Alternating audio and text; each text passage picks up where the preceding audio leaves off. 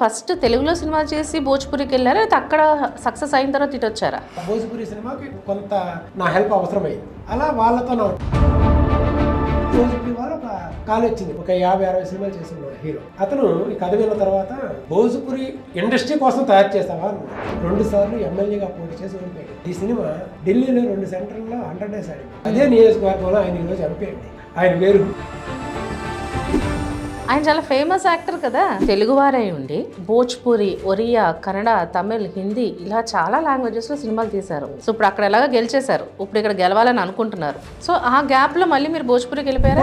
అసలు ఇక్కడే ఉన్నారు. తెలుగులో సినిమా వస్తుందంటే లడ్డు కావాలా బాబు అంటే 2 లడ్డులు కావాలా అన్నట్టు పరిస్థితి. ఇప్పటి వరకు మీరు తెలుగులో ఎన్ని సినిమాలు చేశారు? ఇప్పటి వరకు 4 సినిమాలు చేశాను. ఆ 4 సినిమాల్లో ఏదైనా హిట్ అయ్యాయా? నేను పెట్టిన పెట్టుబడి రిటర్న్ వస్తే నాకు హిట్ అనే. జనతా వారి సినిమా నేను ఎప్పుడో విన్నాను. ఇంత టైం తీసుకోవడానికి గల కారణాలు ఏంటి? నా అదృష్టమో దురదృష్టమో తెలీదు.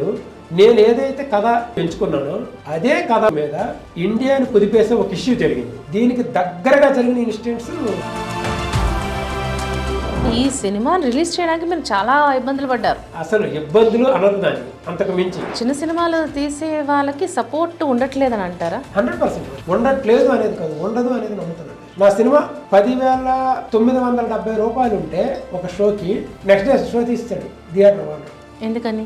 వారికి ఇంకో సినిమా వేసుకున్నాడు. ఒక ఆర్టిస్ట్ అయితే మీరు వేసిన పోస్టర్లో నా ఫోటో లేదు కాబట్టి నేను ప్రమోషన్ చేయను. ఇక్కడ తెలుగు ఆర్టిస్ట్.